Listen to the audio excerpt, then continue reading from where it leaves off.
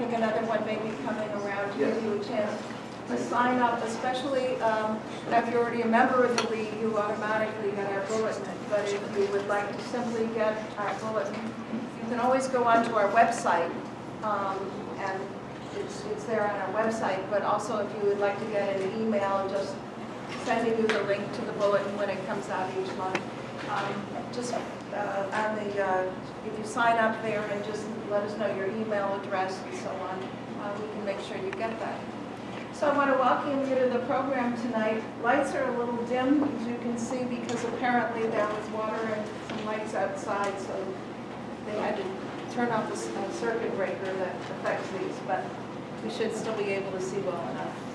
So tonight I want to welcome Megan McDonald, who's the Deputy Commissioner for the Tompkins County Department of Planning and Sustainability, and Joe Bowes, who's the Director of Real Estate Development at Ithaca Neighborhood Housing Services.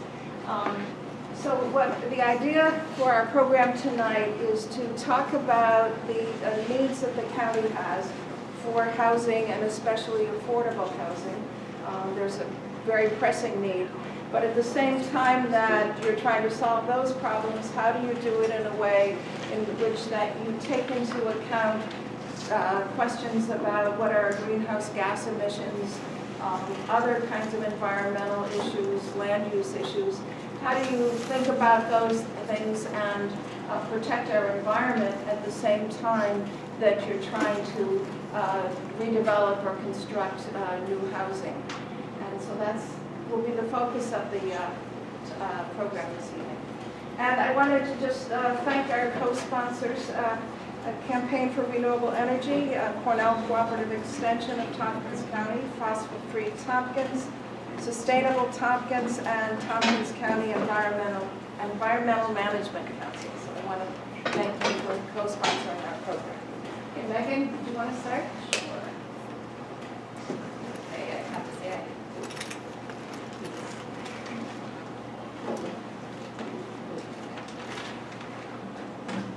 Testing? That's it.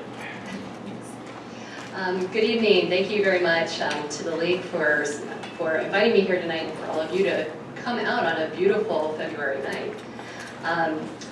Again, my name is Megan McDonald. I'll have some contact information up for you at the end for my department and myself. And I'm really looking forward to questions and answers and some conversation tonight as well. I think many in this room have heard me talk quite a number of times about housing affordability and housing needs in particular.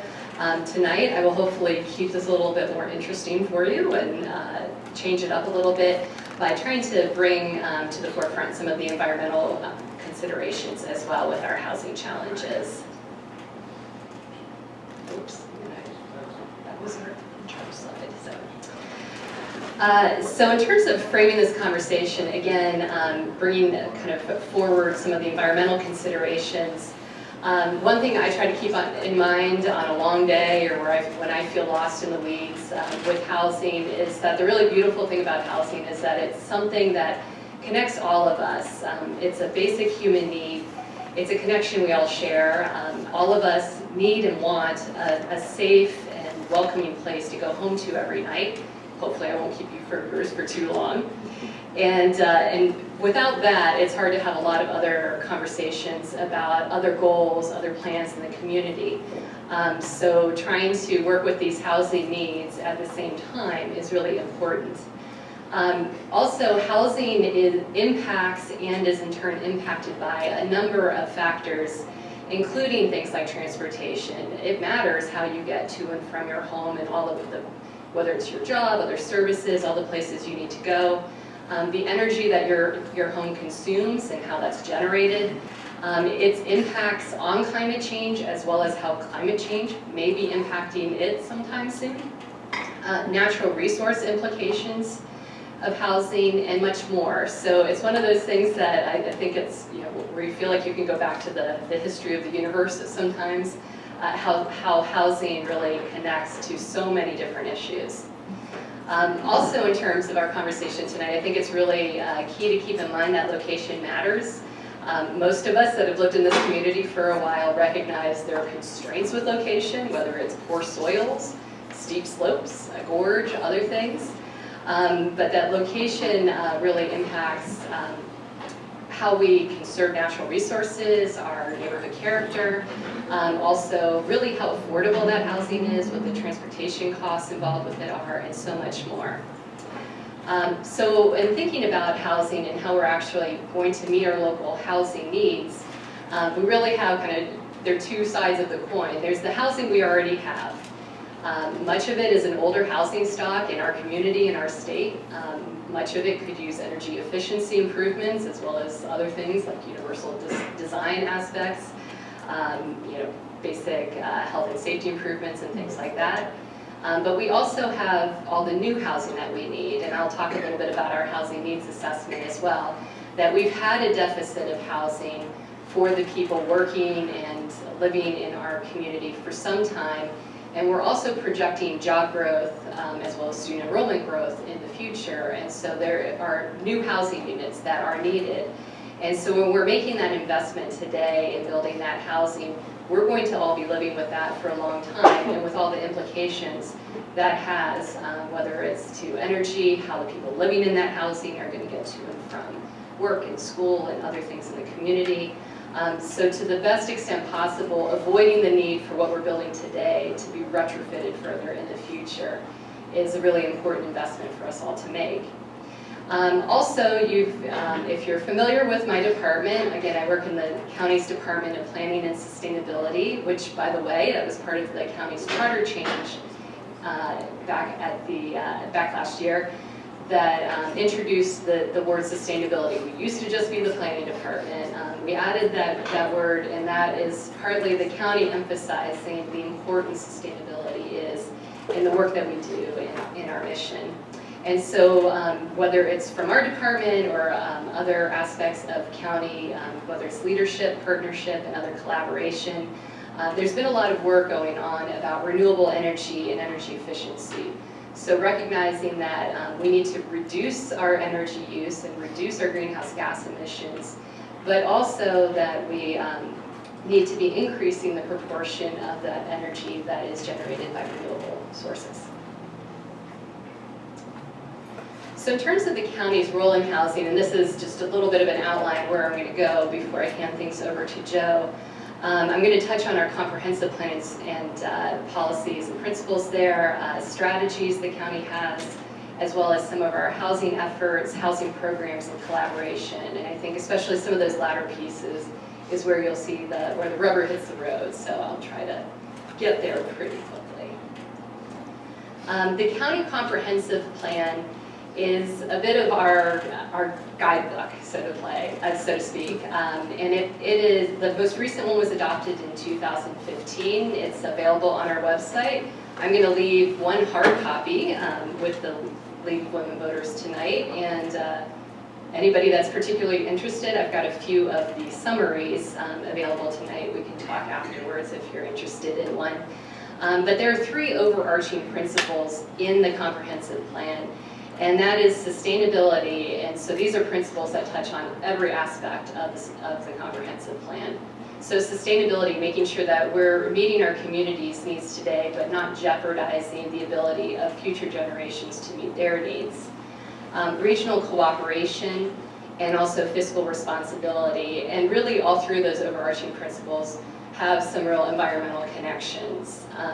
Also, the plan is divided into a few different sections with different topic areas, including housing, but also things like energy, natural resources, water resources, climate change, and such. But all of the interlocking principles in the comprehensive plan have environmental connections and recognize the importance to our natural environment as well as our energy use.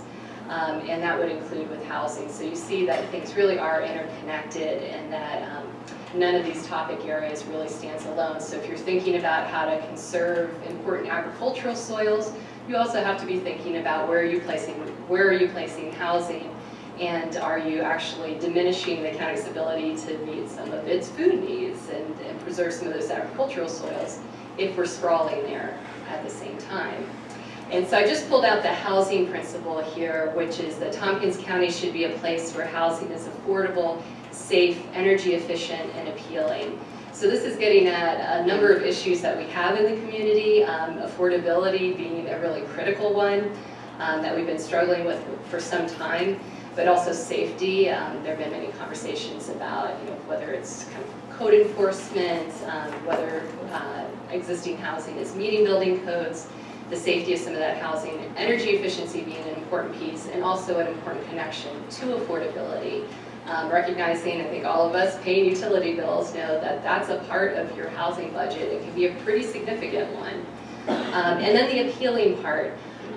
We have also issues with matching the housing stock that we have with our changing demographics and household needs. And so oftentimes we're finding that people don't have the housing choices they're seeking, and that's creating kind of log jams in our market that a lot of people in the kind of housing community talk about a housing continuum, how throughout your life you work through different types of housing. And when certain types are missing, it keeps people from kind of moving on to the next housing that they actually want and better meets their needs. And then that prevents them from freeing up their housing needed for someone that might be better suited towards it. In terms of the county's strategies, the one that you may have heard a lot of, and I've got one copy here tonight, also on our website, is the county's new housing strategy that was endorsed by the legislature last summer. But as I mentioned in the development of that, and it actually specifically calls out, all the county's different strategies are meant to work together. They're not meant to be in isolation. So although the housing strategy doesn't go into great detail in terms of the specifics about energy and greenhouse gas emissions and all of that, all of these strategies are meant to work together. So with the housing strategy, it's also thinking about conservation of our natural resources and our water resources and agricultural resources. Thinking about our energy policy and our energy strategy and the policies and goals there.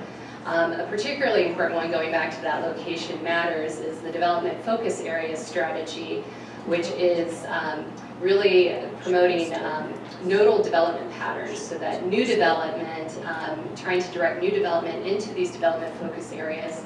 And you've got a map here on the screen that shows kind of this big pinkish blob in the middle here is the urbanized area, which is more than just the city of Ithaca. It extends out into the town of Ithaca, Cayuga Heights, the village of Lansing, etc. But that there are also nodes within all of our municipalities. And so some of them are existing, some of them are developing, but trying to encourage new development to be in more compact, walkable nodes that can be better connected with transit and other alternatives to single occupancy vehicles. And we also have a sustainability strategy that is really directed towards the county's own facilities and operations. But I like to think of it as kind of us walking the walk, that if we're trying to promote environmental and energy efficiency and other considerations in development the private market is doing, it's important for us to be demonstrating that in the money and effort that we put into our own facilities and our own operations as well. And then tourism might seem like an outlier, but it does connect with housing as well as with environmental considerations, since our natural resources and the natural beauty of this area is one of the key attractors to visitors. But that the tourism strategy also pays a lot of attention to that balance between residents' quality of life as well as the visitor experience, and how to balance those two, make sure that one isn't coming at the expense of the other, but also with tourism conversations now in housing, short-term rentals like Airbnb are also coming up in conversation. In terms of recent county housing efforts, some of you have participated in efforts like the Housing Needs Assessment, which had a big online survey, and thank you to all who participated. That pointed out some issues and kind of shone a spotlight on things like that development patterns that we have are really, if we don't start getting a handle on our housing needs, really kind of just letting things happen, is promoting sprawl and promoting a lot of things that have significant environmental and greenhouse gas emissions implications. Most of our single-family housing development in the county in recent years has come from what some people call veneer lots, kind of carving off parcels along rural roads from farmland and developing them into housing, usually without water and septic, so needing to have a large enough acreage to have your septic system, etc., which is really promoting kind of a sprawling pattern. At the same time, it's eroding our rural character and some of those agricultural resources. We also have a lot of in-commuters. The most recent data from 2013 showed that we had 15,000 in-commuters in the county, and we believe that's gone up a good portion since then. And that equates to between 10 and 14,000 families that are working, households that are working here, but driving outside of the county every day.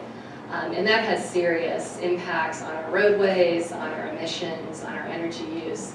There are also equity considerations, and from the survey effort from the Housing Needs Assessment, we saw that there's a good portion of those in-commuters that were their housing affordable, that could meet their needs in the county, they would anticipate moving here, and a number of them are thinking about moving in the next 5 years. So there's really an opportunity to reduce some of that in-commuting, and also needing to get ahead of the curve because we see that there's projected job growth in our area. And so if we keep growing jobs without providing the housing to go with that, that means there are going to be ever more commuters heading out of the county every night and heading back in every morning.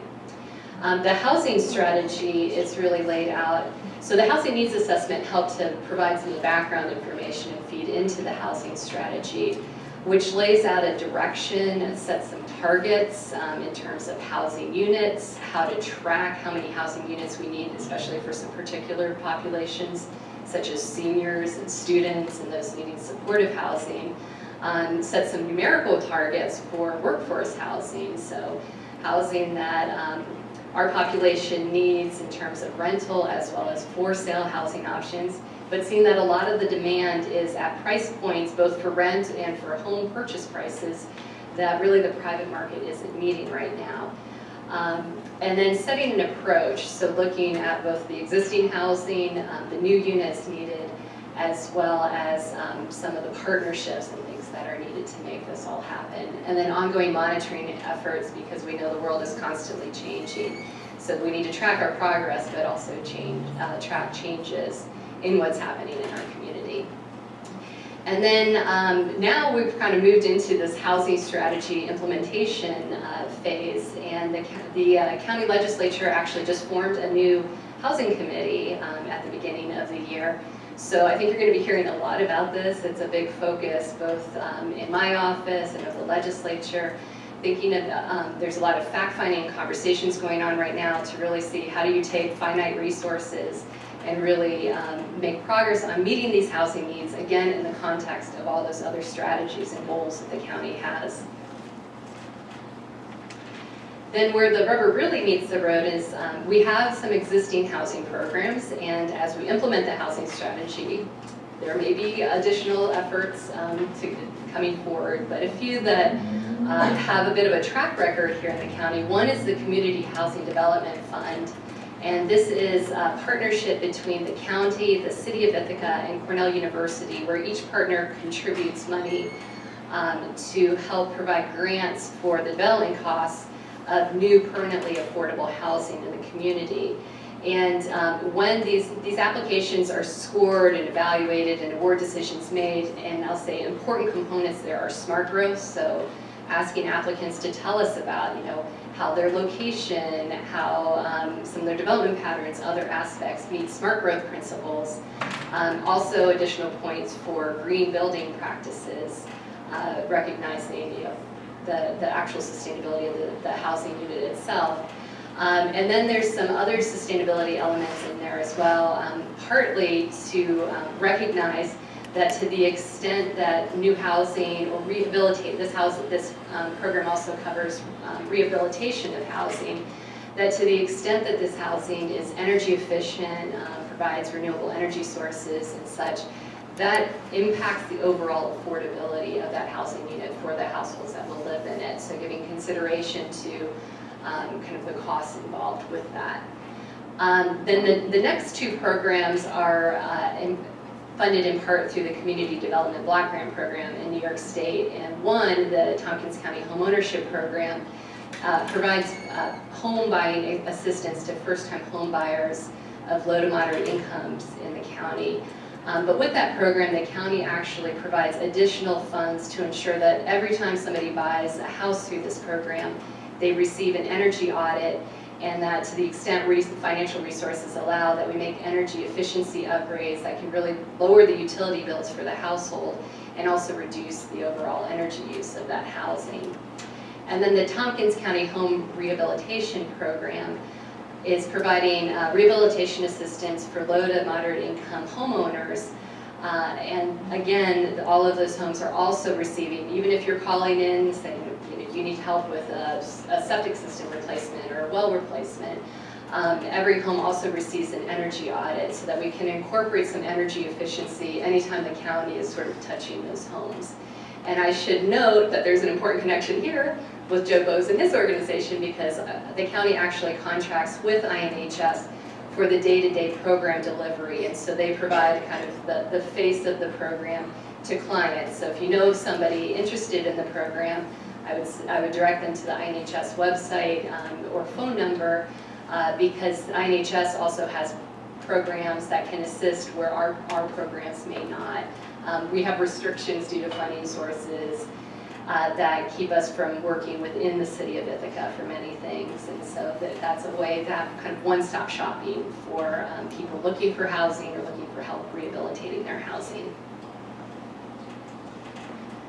So I know one thing that helps motivate me at the end of a long day is to know that there's real tangible stuff happening in the community. So these are just a few pictures of projects that have received assistance through the Community Housing Development Fund. It's a range of housing types, both rental and for sale.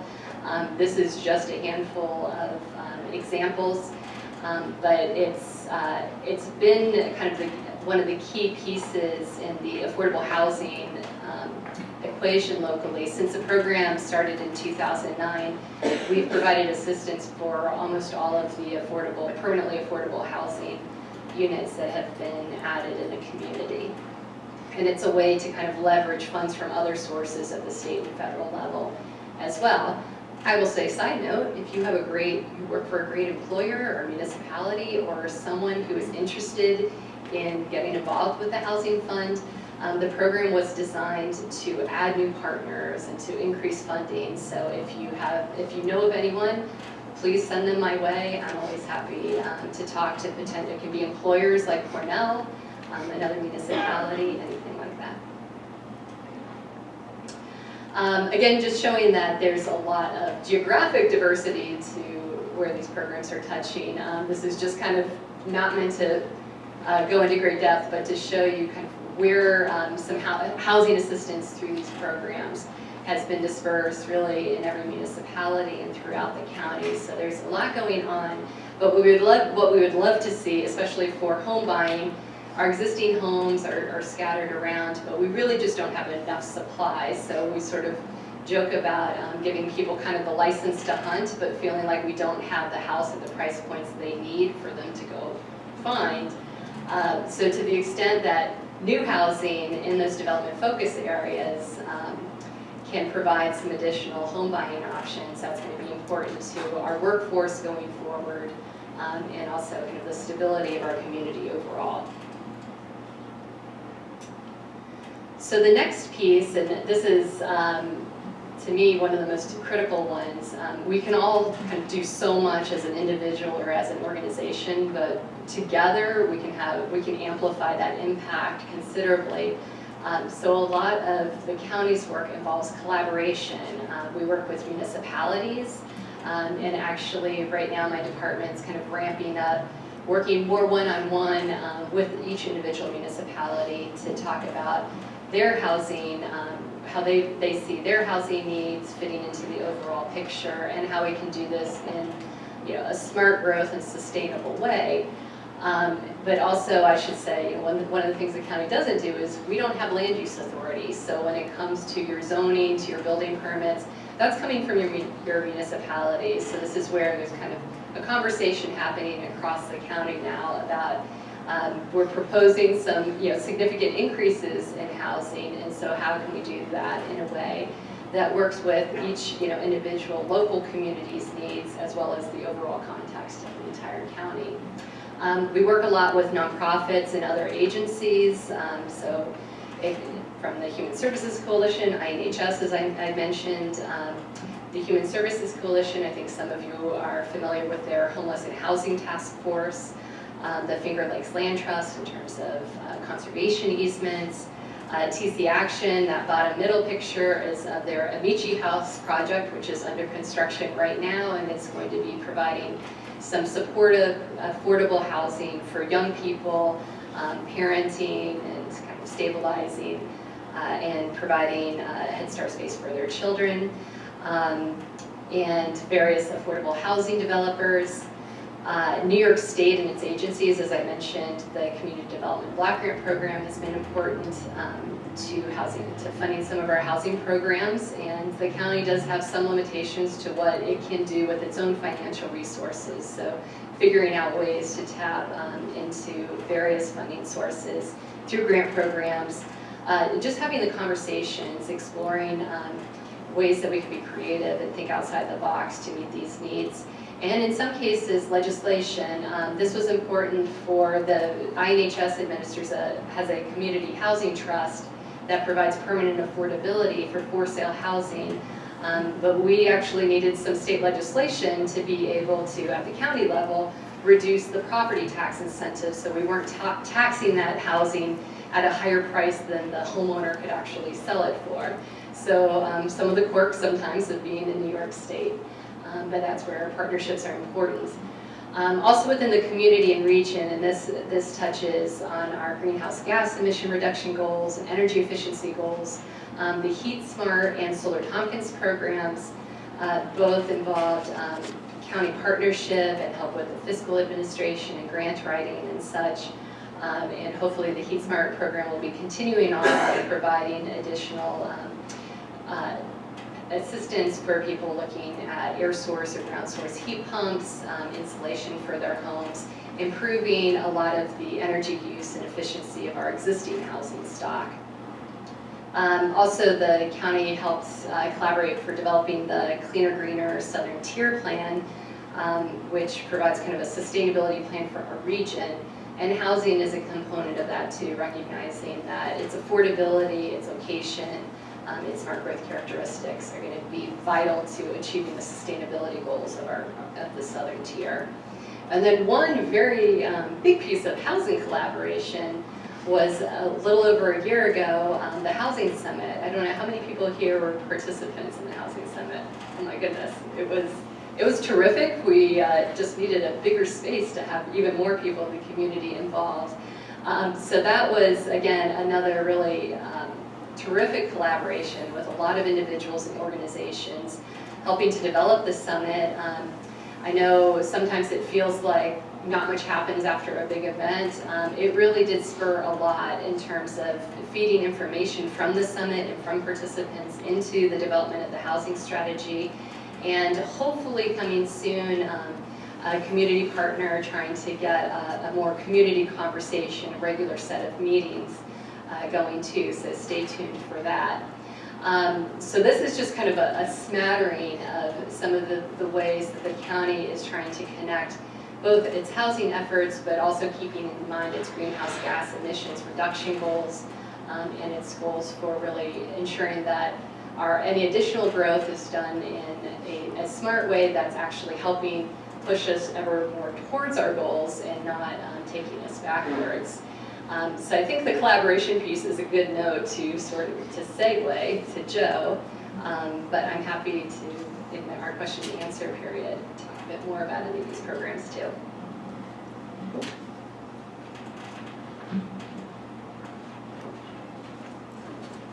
Thanks, Megan.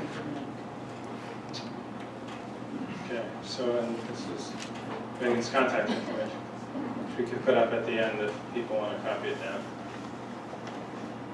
So I'm Joe Bose. I'm the Director of Real Estate Development with Ithaca Neighborhood Housing Services. And INHS is a 41-year-old organization we were formed back in the 70s to originally deal with the housing issues of the city of Ithaca, sort of neighborhood by neighborhood. And since then, we've sort of grown to the point, and I think the housing issues have grown in the county to a point where things are much different than they were back then. We were renovating one house at a time and trying to convince people to live in the city. And it's hard to believe that now, that we had to actually convince people that the city of Ithaca was a good place to buy and invest. And now that is sort of flipped. We're trying to create more affordable housing, trying to help people who want to live in the city be able to afford to buy here, rent here, and continue to stay in their homes.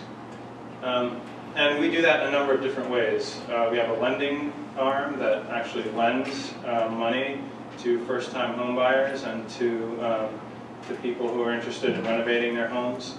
We have a management department that manages property, rental housing. We have a real estate development division, which I'm a part of, which actually goes out and develops new housing, both for sale and rental. And then we provide counseling and education to people about how to buy a home and how to do that in a way that's smart. And we also, actually, as Megan mentioned, we actually also renovate people's homes to help them age in place. So what is affordable housing, we're often asked. What does it mean for housing to be affordable? And HUD, the U.S. Department of Housing and Urban Development, actually says that you should not pay more than 30% of your income towards housing. And so this graph sort of shows, or chart shows, how much income you need if you're only paying 30% of your income towards housing. And this is for a one-bedroom apartment. And so we take the rent and we add somebody's utilities to that, and that gives us a gross rent. And then this sort of says, if you make $27,000 a year, you can afford a house, or you can afford a one-bedroom apartment if your rent is $678 with your utilities. And we typically look at people who are considered very low income as earning 30% or less of the area median income. So for a one bedroom, the area median income, that AMI, that's $56,750. So that's the median in the county. So somebody who's earning $27,000 is at about 50% of the area median income. And then somebody who's earning $32,000 is at 60% of the area median income. And somebody who's earning $36,000 is at 80% of the area median income. And we set the rent in our apartments based on how much money you make, so that... That doesn't compute 80%, 70. It's about 70. It's not quite 80. You're right. You can do the math. I guess I should say it's affordable up to 80%. So why do we need additional affordable housing? And those of you who read the New York Times may have seen that we were listed among the 20 cities where rents are highest relative to median gross income in 2013. So it's actually pretty stunning to even those of us who work in this industry that we would make this list with other cities like Los Angeles and New York City. That basically it is almost as expensive for somebody to live in Ithaca as it is to live in one of those areas based on how much you earn in our community. And so the data actually sort of bears this out. You can see that over the last 15 years that rents have basically doubled. These are rents for 1, 2, and 3 bedroom. And back in 1999, you can see a rent for a 3-bedroom was about $900, and today it's $1,600.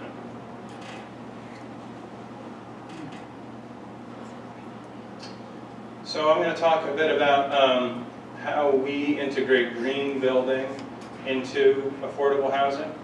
And typically, when we do that, we have to make choices about utilities, what we're going to build the building out of and how we're going to design it, where we are actually going to locate the housing, how are we going to build it in a way that it's healthy for the occupants and for the neighbors. Are we going to preserve something? And that's a way of basically building a sustainable, affordable housing model. Should we go in and renovate something because it may be less than finding a piece of land and building new? And then we are often actually getting our housing certified by some green building, through some green building criteria. And I'm going to just sort of use examples of different projects that we've done, how we've addressed each one of these. So utilities, typically we are looking at heating and cooling systems. And this is a picture of the roof of 210 Hancock, where we actually use solar panels to cover the cost of the common area electricity. So there's enough solar panels on the roof of 210 to basically cover the hallway lighting, the site lighting. We have a community room and a leasing office, so anything that isn't occupied by a tenant. But all of the mechanical systems are 96% efficient or greater. We've used electric heating and cooling systems in Breckenridge Place. It's basically an electric heating system, so it doesn't require natural gas. And we've often used on-demand hot water heaters. So basically hot water heaters that only heat water when you absolutely need it. So you don't have a tank that's constantly needing to be heated.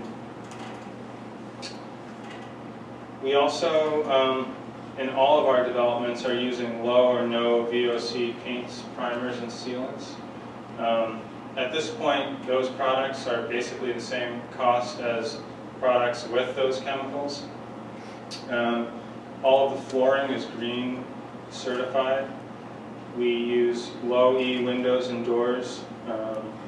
We increase the insulation typically.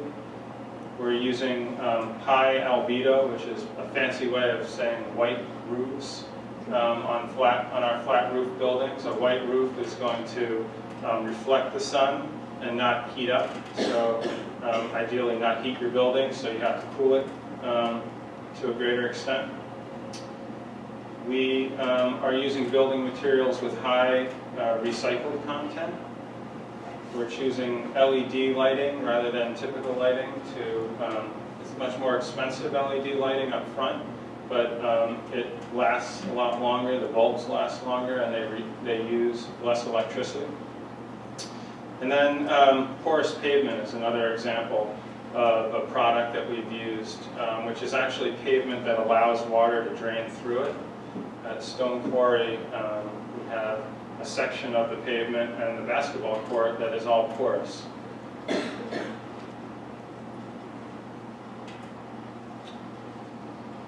Other building materials, we're always looking at best practices in terms of air sealing, and we have we actually pay for a consultant to come out onto the project while it's under construction, typically at certain milestones, to check the insulation, to check the framing, to see how much insulation, they measure the insulation, to make sure that the contractor is building the building in a way that is going to maximize the energy efficiency of that building.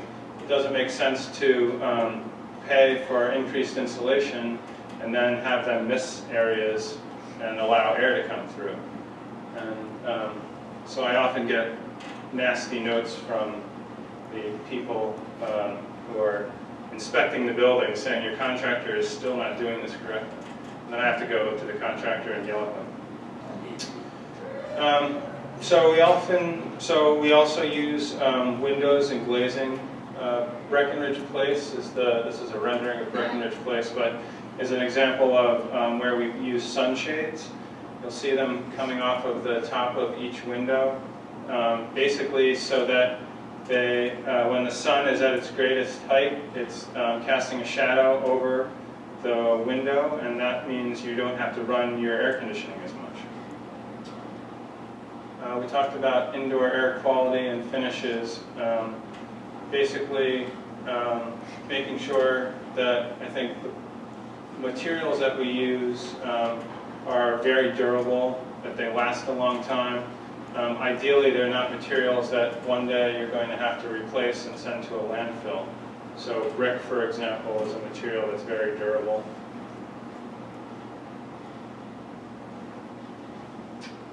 Location is extremely important. We try to find locations that are close to services. They have some type of public transportation, either within walking distance or right nearby. They're close to employment, they're close to where people have recreational opportunities, education, and existing infrastructure. So we build where there's water and sewer, public water and sewer, typically already there. 210 Hancock is the site here. It's in the kind of crosshatch area that says site on it. And that ring is a 1/4 mile around 210. So we often draw a 1/4 mile ring and then a 1/2 mile ring. A 1/2 mile is still comfortable for someone to walk.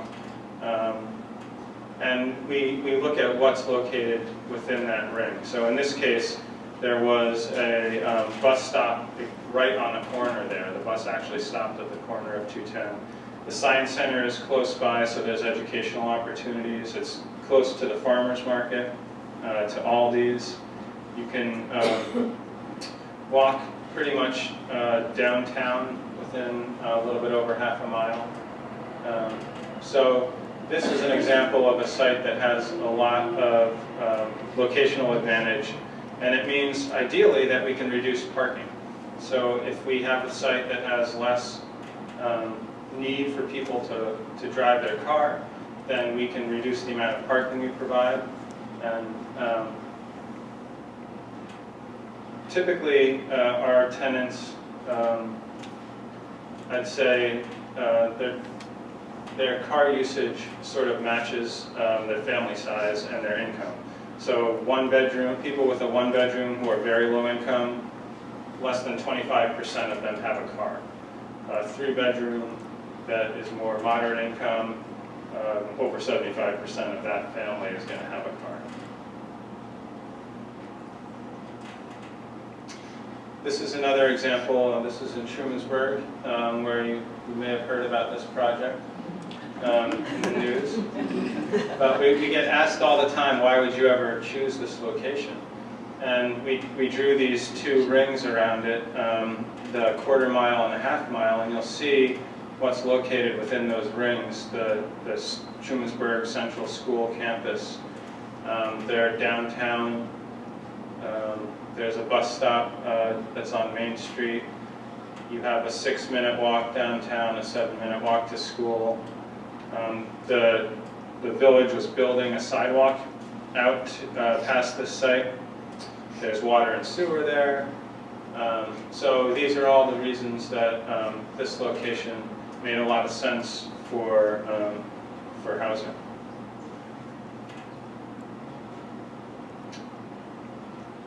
Other considerations when thinking about green building is how are we building the housing in a way that is healthy for the people who live there. And there's really a movement now within the housing industry, especially in the affordable housing industry, to try and link people's health to their housing and to encourage housing developers to encourage people to be healthier. So it wasn't difficult enough.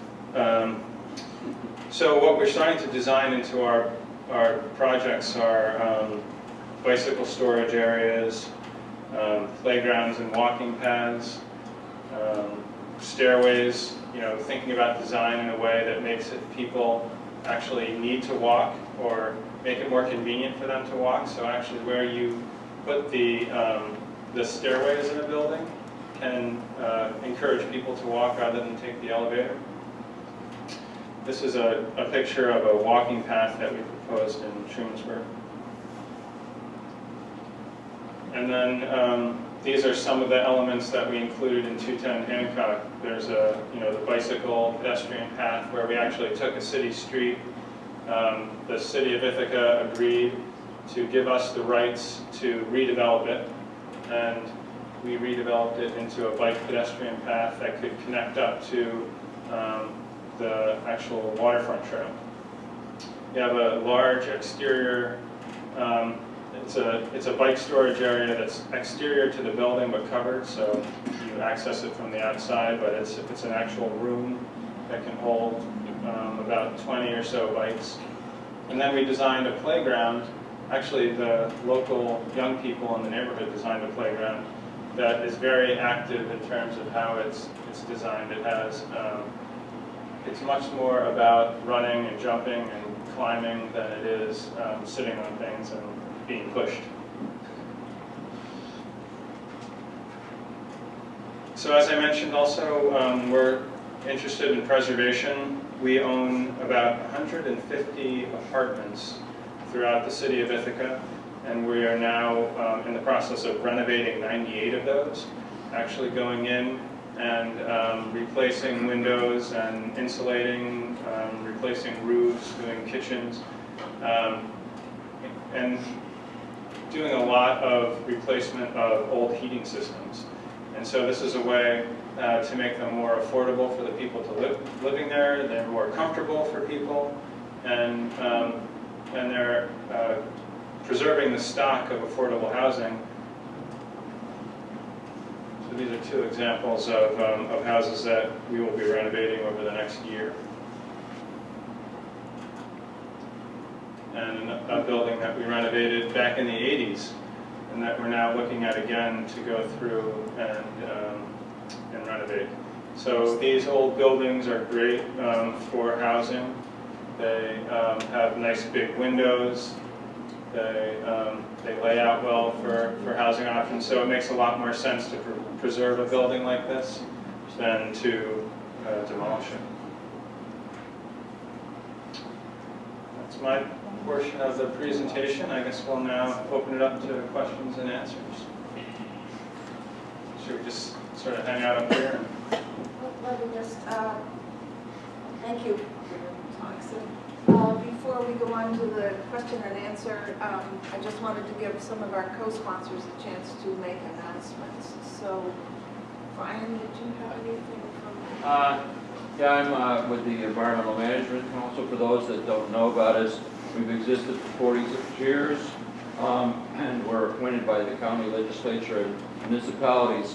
On March 15th, we're having a program in this room at 5 o'clock, and we're going to be, originally when we were founded, I mean, what the environment was, what was going on in the landscape, natural systems.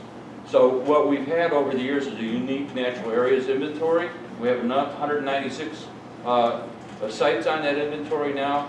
So we're going to go through the history of this and also look at invasive species and wetlands in relationship to them, and also taking a look at how climate change may impact our natural ecosystems going forward. So if you can make it out on March 15th at 5 o'clock, we'd love to see you.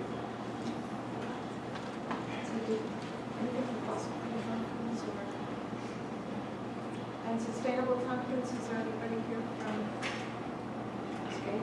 Or somebody? Nobody from sustainable confidence? And yeah, did you want to? Yeah, quickly, so thank you, that's a great presentation. I'm here with the Cooperative Extension's Energy Group, and I'm representing some information that we have from other groups there as well. There are some groups who do transportation work specifically. So I wanted to let people know about something called the True Cost Tompkins Project that was done by the Way to Go program, which is our transportation group. And they have a website, cctompkins.org/truecost, which looks at the true cost of living, of where you live, with transportation built in, and some of the other factors. So I urge people to look at that. There's also some case studies. There's a collection of case studies on the website, and I printed out a few copies. I'd prefer to keep them here, but you're welcome to look through them. We have 3 if somebody really wants to take one. Otherwise, all those case studies are on our website about the true cost of living in different parts of the county. Also, we have energy efficiency appointments. There's a few brochures there of those. It's basically someone comes to your home. If you're in the city and town of Ithaca right now, we're focusing it on the city and town, but if you live outside the city and town, you're welcome to come in and talk to us about do-it-yourself options for energy efficiency upgrades to your home or apartment, whether you rent or own. And we also have connections to resources like IMHS and their programs, TC Action, some of the state programs that can help you get money to upgrade different parts of your home. We also are developing resources for getting people off fossil fuels in general and to renewable energy, things like heat pumps and pellet stoves and boilers. These are very clean, affordable solutions that do exist right now, and they work in our climate. There's significant incentives also that we can connect folks to for renewables and heat pumps. And there's also new models for solar on homes, whether you live in the town and you have the opportunity, you don't have the opportunity to really put solar on your apartment or home. There's new models available that like community solar, where you can either own or not even own the panels, and in some cases put no money down and get solar. And finally, we also have a program that we're working with NYSEG on smart meters. So a lot of folks have already gotten smart meters from NYSEG. This is a sort of an opt-out program. Most people are getting them eventually in the county. They're focusing on a certain pilot area right now. But Cooperative Extension is working on supporting the implementation of the smart grid locally. And I'll just read what that manager has said here really quickly. To help people save money and protect the environment. So a smart grid includes smart meters, which supply customers with information on how much electricity and natural gas they use each hour, so they can make decisions that reduce energy use and associated costs. And there's something called Energy Manager, which is an online portal that gives you information about your energy use, and we can help you kind of decipher it, figure out how to use that for your own good, and there's information on that over there. Thanks. Thank you. Okay, so, maybe we can grab a couple, what would we maybe grab a couple microphones or go two sides?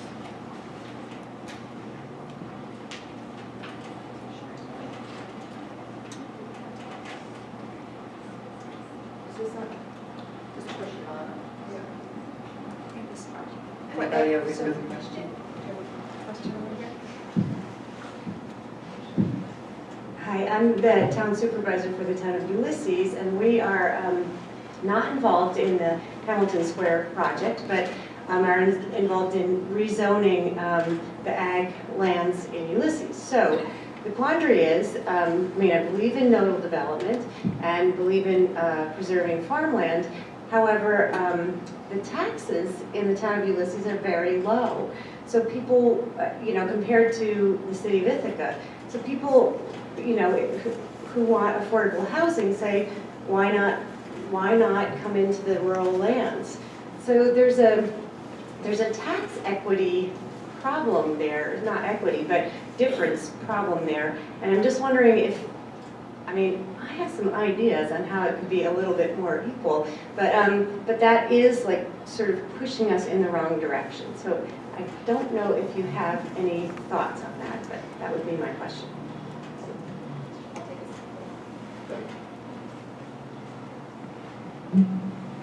I'll take a stab, although I think additional, we lost the battery.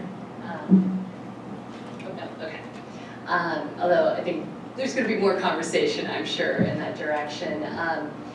I think this is where it really comes down to, and it's part of why the county is involved in these housing efforts, that this is something that no one municipality can really take on by itself, and that there's the need to really think about this at a larger level. We're also trying to the best of our ability to collaborate regionally as well, recognizing that municipal boundaries are kind of artificial lines in many ways.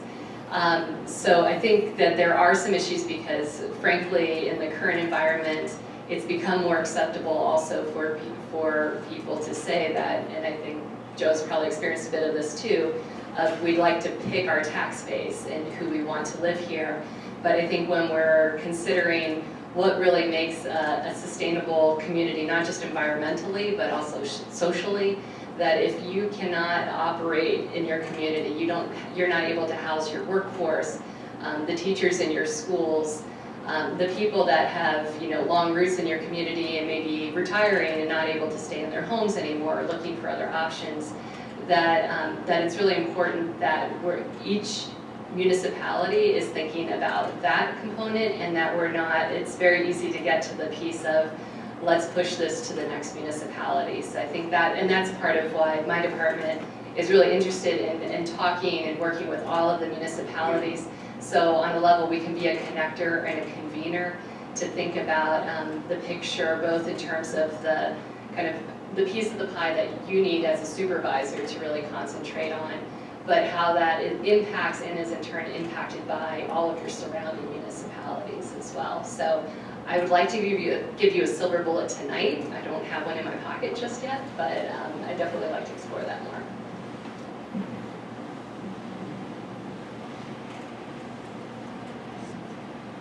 Hi, my name is Elon Shapiro, and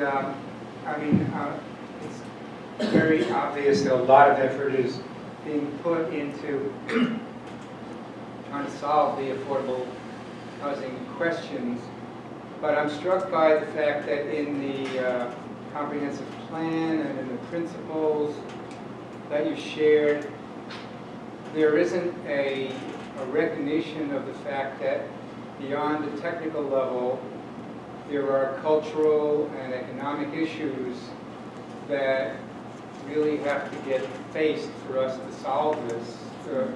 We can't deal with the possibility of inclusionary zoning, for example, unless we're dealing with underlying race and class concerns. Or we can't deal with how many more landlords could be using Section 8 if we weren't dealing with those things. So if we want to solve the thing, we have to also take into account some of those systemic factors, I think, or else we're just making believe. I mean, it's not a colorblind world that we live in, and yet that is definitely affecting a lot of the NIMBY issues that come up, whether they were in Northside or in T-Burg.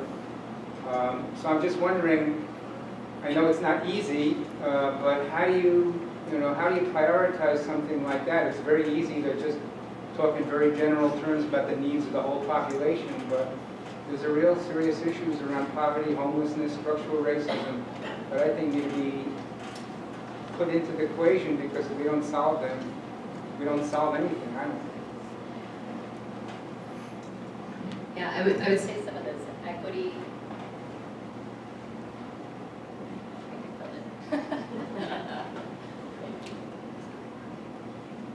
I think those equity considerations worked their way into, during the development of the county's housing strategy, it was actually through those conversations that the legislature, with community input, decided to kind of switch the priorities around and really to structure the entire strategy in terms of vulnerability. So feeling like where the private market is most interested right now is student housing primarily, purpose-built student housing, and higher end rental and for sale housing. So that's something that the market's kind of doing on its own because the profit motive is there. It makes sense financially to them. But that the legislature, the county needed to push more on areas including supportive housing, especially for the most vulnerable, including those transitioning out of homelessness. Also for seniors and for workforce housing, but at the kind of more median income and below, because that's what we're not seeing happening naturally through market forces. I will say that the county isn't a housing developer, and so that's where, although we have programs like the Community Housing Development Fund, where we're trying to use what resources we have available to try to inject more affordable housing out into the community. This is an area that is really in need of collaboration, and I would say there are other equity considerations that tie into that as well. For example, that we have no real advocacy organization for, say, tenants in the community.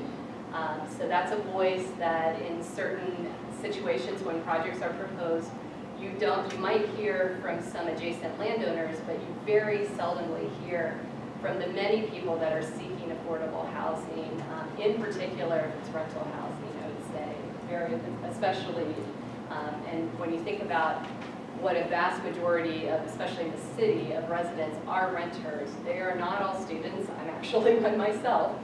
So it is a missing piece, and that is specifically why the county decided to really focus on kind of most vulnerable, kind of up to where the private market seems to already find incentive to develop housing. But it's going to take a lot of other resources and a lot of collaboration. I work in government, so I can't necessarily be the community organizer advocate in the same way that, say, a nonprofit. Some of you may have heard of an organization called Push Buffalo out of Buffalo that's been very active. So that's where different actors in the community are really important, and I would say that's something for all of us to think about in whatever role you play, whether it's through your work, through your private volunteering, through your role as a person in a neighborhood, a community member. That's where it takes some collective work, I think, to get to those equity considerations. The only thing I would add to that is, not to pick on Trumansburg, but that's where we're working at the moment, getting a lot of pushback on the affordable housing piece. But one of the things that is very interesting about what Trumansburg did is they actually rewrote their zoning code several years ago, and they put an incentive in to developers if they build affordable housing. So right in the zoning code, that municipality said, if you build affordable housing here, you can build additional density. You can build more housing than you would have otherwise. And then they laid out some criteria. It needs to be, the affordable housing needs to be mixed with the other types of housing. It needs to be of similar quality. And that, again, was something that we said, wow, this is extremely progressive. And this means that this community must, put this as a priority. This is something that they would like to see in addition to other types of development. And I think other municipalities could do that as well, as provide incentives for developers, because I think you're right that if we're only developing in the places that we can get developments through easily and quickly, it's going to end up being the city and nowhere else. And not everybody wants to live in the city. I mean, people do want to live in other communities in the county. I have a question for Joe. Joe, I'm really interested in the energy use in housing and its contribution to greenhouse gas emissions, et cetera. I noticed that you highlighted a 96% efficiency furnace in one of the newer developments that you did, and that you're renovating your apartments in the city this year. So can I assume that you are not using heat pumps, because heat pumps can be 200 to 300% efficient? To date, we have not used what you would consider a residential heat pump, which is the piece that's on the wall and it has a condenser outside. We have not used those. We're actually investigating the use of those in Trumansburg, and we're going to do a side-by-side comparison of what it would cost to outfit all of the buildings with residential heat pumps versus furnaces, hot air furnaces, to see what the difference in the upfront cost is, as well as what the difference in the payback is over the long term. Breckenridge Place, we did use sort of a heat pump system. It's more of a commercial heat pump. So it has basically a chiller on the roof, and then it blows air like a furnace, but it uses electricity to do that. And so that was our first experience with a heat pump system. It's called a VRF system, for those of you who know what that is. But it's really interesting because there is this move to heat pumps, and that's the building where we have the most issues with heat, and the people are complaining the most about their heating system. That heat pump system is, we found, extraordinarily difficult to use. You have to be basically trained in how to service it or get a very expensive contract with a servicing company. And it just doesn't perform as people are used to. So that doesn't mean it's not a good thing to do, because it may be way more, it probably is more efficient than a furnace. But that's sort of the choices that we're looking at as we go about making these decisions. But you're also talking about renovating apartments and single-family houses.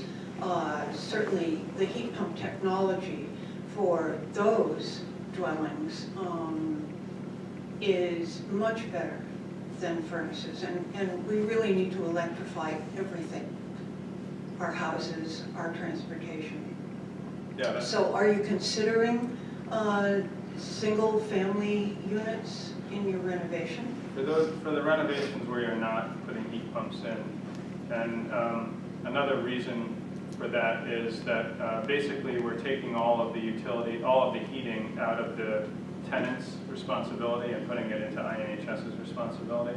And so it's, Even more reason to put in heat pumps. Your so output will be using less. very high efficiency boilers for the most part in those buildings. So, But you're still under 100%. We've had this conversation. Do you want to? No, I don't want to take up a half hour of this program, but I mean, heat pumps are an excellent technology. There are problems with people that don't understand how they operate. People that think they're HVAC, installers, they understand how to do this. It takes some, just like skill, like repairing a car, factory-trained technicians are beneficial, some aren't in this field. And I think our experience is there's 1,800 or so heat pump units that were installed the last couple of years, and almost all of them, and we do surveys, and we've done extensive surveys, and we have a great deal of satisfaction. And so I think this is worth a deeper conversation. I know that you've talked to people at the Trumansburg facility with some of the Heat Smart folks, and I'm not going to go into this in great detail, but I think they're much more preferable in the long run than using furnaces.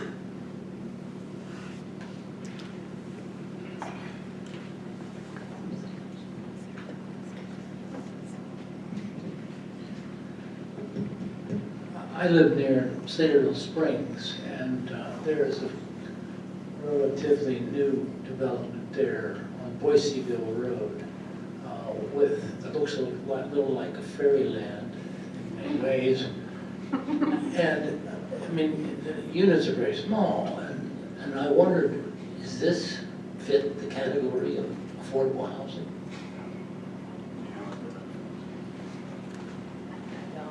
I don't know what the current rents are, so I can't really speak to what income level it would be affordable to. I think there's some pros, and I know that I've heard positive reports about kind of being more compact living and more of a community feeling, and which is really attracted a mix of ages. So it's everything from Cornell graduate students to seniors, etc. I think one of the issues there is transportation. Infrastructure is also an issue as well. That's an area that's not very suitable for a lot of that concentrated development when you think about septic systems, and also water issues, which I grew up largely in Florida, so it's been kind of a pet crusade of mine that I've never lived in an apartment in Ithaca that had kind of like water conservation, faucets and toilets and shower heads, and I'm always replacing them whenever I move somewhere. And I think the drought we had the other summer helped kind of drive that home too, that when we're thinking about all of these things, it's not just the energy side of the equation, but the water side too. I would say that building smaller and more compact is a way to make things more affordable. because you're building less square footage, you have less to heat, less to cool. But less surface area, I mean, more surface area. Well, in that particular example where he's done, yeah, lots of little houses, you're exactly right. My name is Chuck Geisler. One comment and one question. The comment, going back to the heat pumps. If you're renovating 98 units in order to keep them affordable, long-term affordable, I agree with several of the comments that were just made, that it would make sense to run the experiment. If you're doing that many, then select a subset of them and put heat pumps in and check them out. The economics may work in their favor, and a number of us feel they would. My question has to do with, I seem to remember perhaps a decade ago, Joe, that there was a serious interest in Ithaca in community land trusts, which is another approach to affordability and more of a social, structural, legal approach. And I wonder if anything came of that effort to partition the land and put that in the keep of a 501c3 and let the members of the Community Land Trust become owners of the improvements with different terms, legal terms, depending on the community, be it Trumansburg or Ithaca or Groton or whatever. There's hundreds of these around the country now, and I wonder what we've done, if anything. Yeah, so INHS does have a community land trust. It's called the Community Housing Trust. And we use that for our for sale housing. So all of the for sale housing that we build or houses that we buy and renovate to resell, they go into the housing trust, which means we own the land in perpetuity, and then we sell the structure on top. And we have a ground lease with the person who buys the house. And that ground lease requires them to basically sell that property to another affordable or low to moderate income person when they resell. And there's a formula built into that resale that is a calculation to make sure that they can't buy a house from us at a very affordable rate and then resell it in 2 years, for a market. And what proportion of the total INHS units are in the trust? Well, of the housing that we built for sale, I couldn't tell you. I know there's about 25 or so houses in the trust at the moment, but I don't know, since we started, this is a program that we created 5 or so years ago, so anything we've built since then, we've put into the trust. But then often houses come up for sale that we developed back in the 90s or early 2000s, and we'll buy those back. We have basically the right of first refusal to buy those through deed restrictions.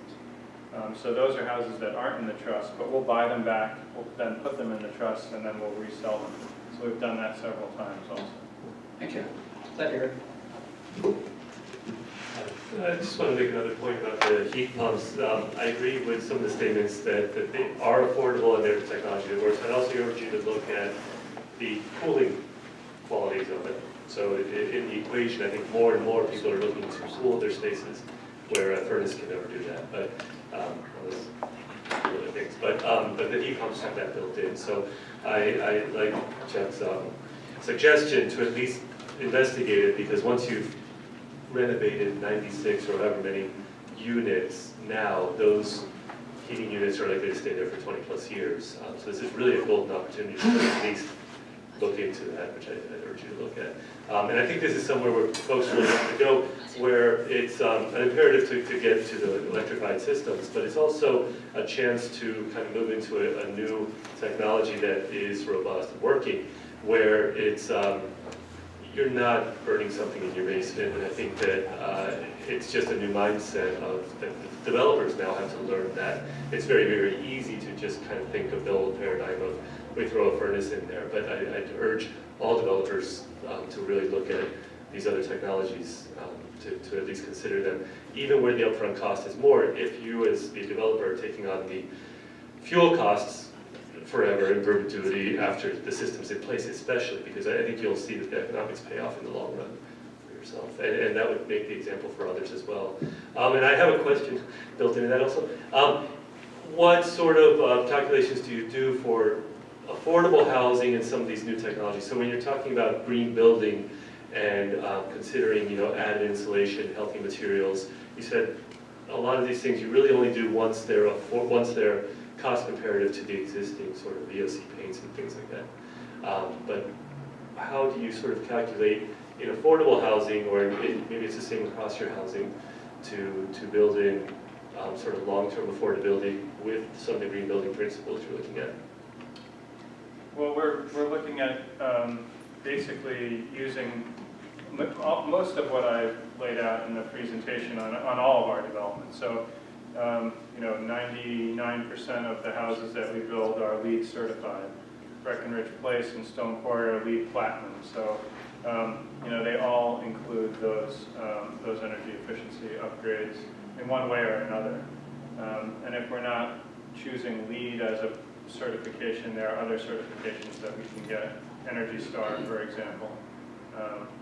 So I'd say that more and more, other than brand new technologies, we're basically including all of the green building and sustainable materials in our development, as much as we can. Again, all the money that we raise to build this housing comes from state or federal subsidies or funds that we raise on our own to put in. And so, we can't do everything that we might like. There has to be a balance with everything. So I just wanted to add one, actually it's not a question, but it's a comment to go back for a second to the land trust question.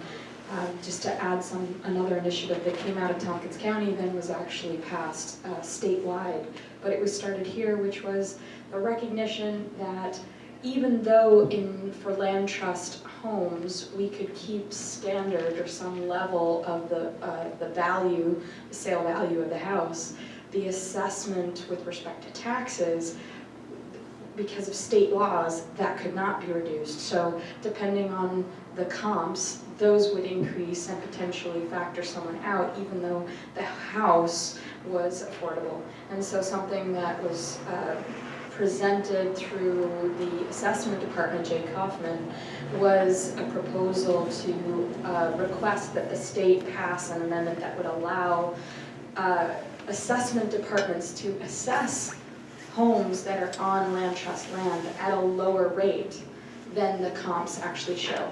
And that's another initiative that was actually passed and put through. And so just to get a sense of initiatives that are happening here that are spreading around the state. I'm Susan Holland. I'm the new director at Historic Ithaca, and I came from Albany, and I worked there for 12 years, and 12 years prior to that I worked in community development. So I know about the affordability issues, but that's one thing we keep hearing is about affordability, affordable housing here in Ithaca, and also, and sort of against preservation, but we won't go into that. But I was just wondering, is there a task force that's together that's making recommendations to the government or to Tompkins County, to the city government or to Tompkins County that addresses some of these issues and has people sitting around and addresses the equity issues as well? If you look around the room, we don't have too much diversity in terms of things, and just wondering if there's something at play to do that. These conversations are terrific. I'm sorry I missed the summit, it was before I got here, so just wondering about that. So in answer to that, there are a couple of avenues. So I will say at the city level, although I can't put words in their mouth, I do know it was a high priority out of the recently adopted comprehensive plan that a housing study or housing strategy for the city would be developed. I know they're in the process of hiring a couple new planners. We're also in the process of hiring some planners. And so I think the hope is that this is going to be able, they've had a lot of dealing with the waterfront and South Side and South Hill and different things come on their plate sort of suddenly. But I think there will be some movement there, hopefully in the not too distant future, which would be terrific. From the county's end, We do have this new legislature committee that I mentioned, the housing committee that meets the something Monday of the month. I've lost track because it fell on President's Day. Third Monday. Thank you. Third Monday of the month. If you go on the county's website, you can click to the calendar and see all of our committees. That was actually because a lot of the housing pieces often would fall within our planning development and environmental quality committee, and housing is a big beast, and so it's kind of been pulled out into its own committee. So I would say, like, always feel free to communicate with your legislators. There is a public comment section to those meetings, and to feel free to get in touch. There are a few other things too. I'm hoping, fingers crossed, we have a community partner that's exploring the idea that kind of arose out of the summit of having some sort of, I think originally we called it a Housing Solutions Collaborative. We're probably going to use the name Housing Tompkins because we'd already purchased the domain name, frankly. So we have a website and a Facebook page and a YouTube channel for videos and things. So hopefully getting that community partner with the resources to start convening some meetings. Those of you that are familiar with the Tompkins County Climate Protection Initiative, or TCPI, probably kind of that vein where it's not just experts and people working in the field, but also, you know, organizing meetings around specific topic areas so that any community member that's, you know, maybe your passion is you are really interested in universally designed housing, and so those are the meetings that you want to participate in and network together to find out how we can get kind of everybody networking and pushing in similar directions more than any one government, frankly, in the county has the resources to do alone, so that we're kind of harnessing all of the public, the nonprofit, the public sector with the whole community, frankly, so, yeah. Hi, I'm Nancy Zahler, also actually with Liz on the Ulysses Town Board. And my question goes more to the renovation question. I laud the efforts of neighborhood housing to renovate the housing stock that you have, but I was here long enough that I loved what you did with the Southside community in terms of house by house, making that a wonderful community for the people who still live there. It's been a little gentrified now, but anyway, in Jacksonville, which is a hamlet that has been targeted by everybody probably but the people who live there to be a node for development. There's a lot of older homes, you know, that are owned by older people on fixed incomes who can't afford to fix their homes, that are about to be driven out by the costs of, you know, living there. And the fear in the community is that those houses, if they can't get them fixed up to allow people to stay, or to get them fixed up so they can sell them to a new family to really build the community, will be bought at a tax sale by an absentee landlord who will immediately divide it up, which achieves some of your affordable housing apartment goals, but the experience and the fear in that community is that absentee landlords will break them up as small as possible, not do the maintenance, not do the due diligence. They may or may not be inspected by any of the housing vouchers places, and they will become, like some of the other housing in the community, good for very low income people, but also at times magnets for crime and drugs. And so, is there anywhere in all of the strategies more opportunity for renovation so that we don't lose the heart and soul of our communities? Yeah, I'd say there are a couple pieces. One is up and running, we do have the counties, the Tompkins County Home Rehabilitation Program that I mentioned. That, again, not Joe personally, but if you contact INHS or direct anyone to their website, there are a number of home rehabilitation programs, not just ours. Some are more directly about aging in place, others are, you know, general health and safety issues and energy efficiency. So that, and I think a lot of who you're talking about would very likely income qualify. So that's one resource right off the bat. I will say that at times the county's Office for the Aging sometimes also has some limited grant funds available, especially for helping with accessibility issues, to literally keep somebody in their home that, you know, you come back from the hospital and you're going to be in a wheelchair for a while and you need a ramp to your home, that sort of thing. So those are a couple of options. And then another piece that I will say is a little bit more complicated, it kind of more draws to the city when we think about trying to rehabilitate the other direction, like potentially rehabilitate apartments back into homes for working families.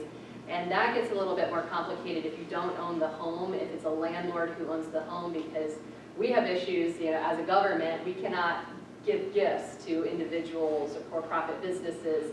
So that is something that we're trying to toy with, because we know, especially in the city, as we see more of student housing built, there's a hope that some of the homes that have been converted to student housing over the years, that the students don't really prefer, and that could really serve working families much better, have a potential for that conversion. The issue we're grappling with, and the more great minds in this conversation, the better, is what we can do to deal with the rehabilitation incentives versus kind of playing into individual profit sort of thing where we've got issues there.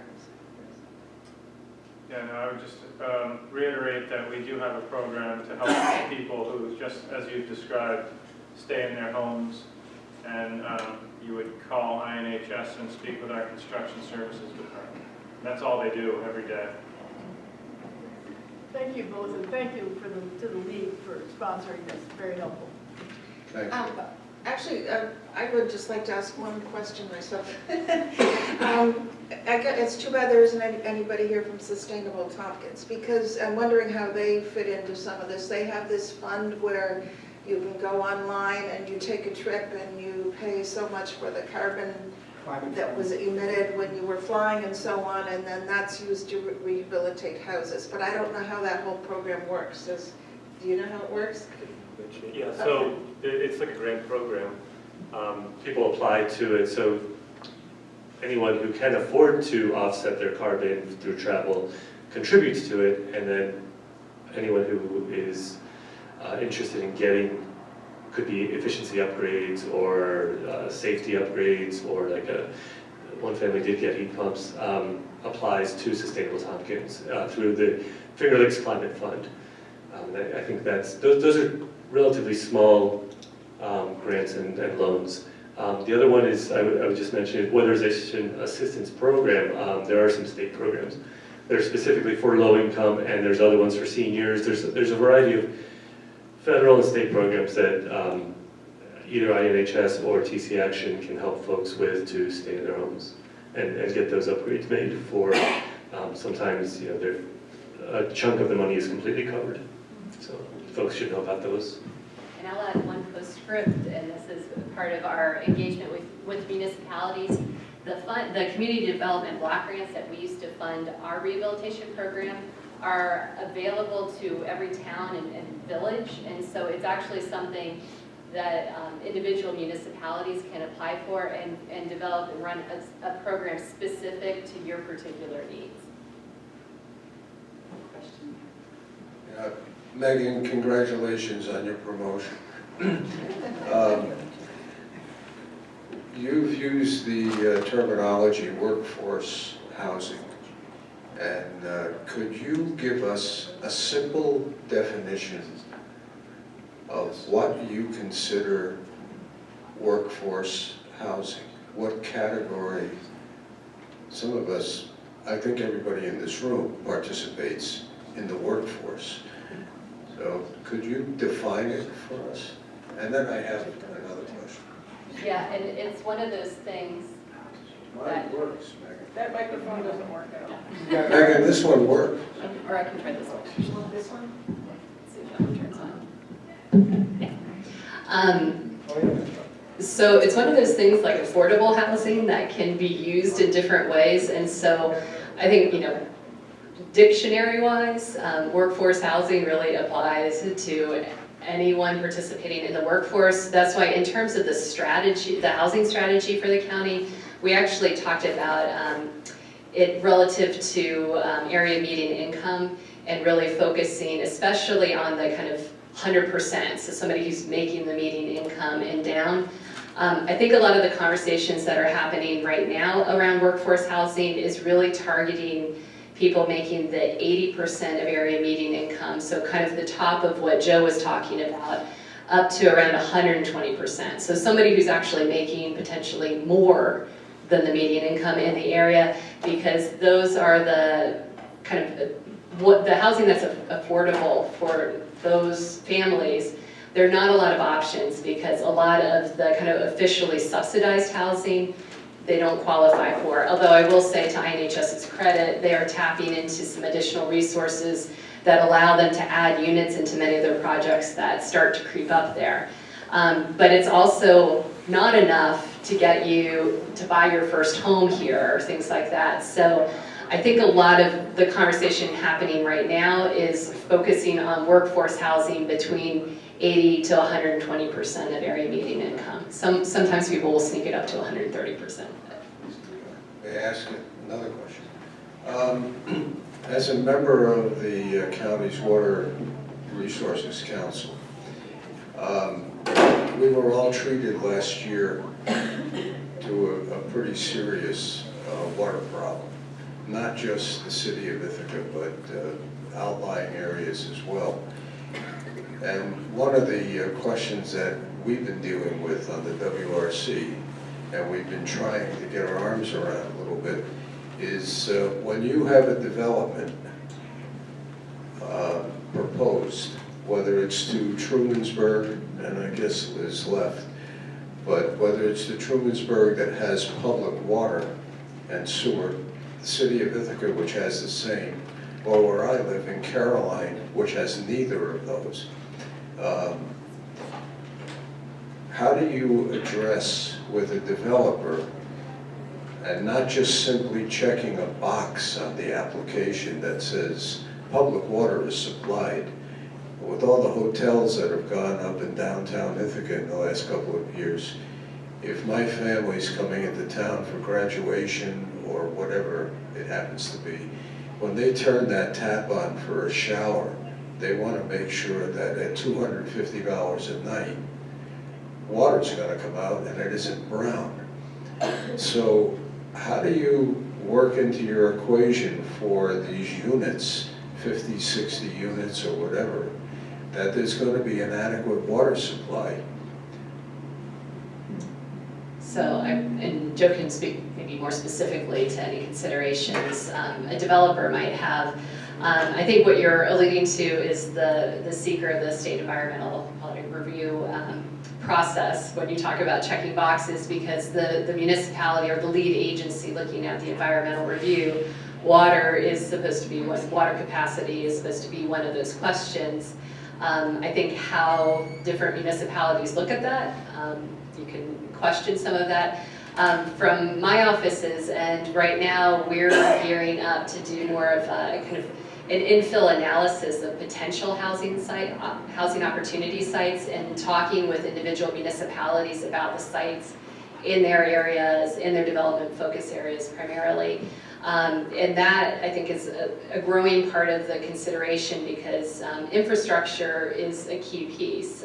So, as you said, we all need water to come on, and I think a lot of us have read news reports about what's happening potentially in South Africa as they approach day zero and things like that. From a personal standpoint, again, I will say I think there's been a lot of focus on energy. That was a little bit more of a wake-up call, having lived other places where water conservation and to basically try to do more with the limited resource that you have. I don't know that that's always been the #1 kind of forefront of thought here, and I think that was, in a way, a helpful reminder that when we're talking about kind of the I talk too long. It timed out. Yeah. So I think there will be more consideration of that, and we're looking at infrastructure I'm just collecting dead microphones. It's like a bouquet. And so infrastructure is feeding into, and it's really helpful. A number of municipalities are starting new infrastructure studies, both about water as well as sewer, and so I think that's going to help inform what's really possible going forward.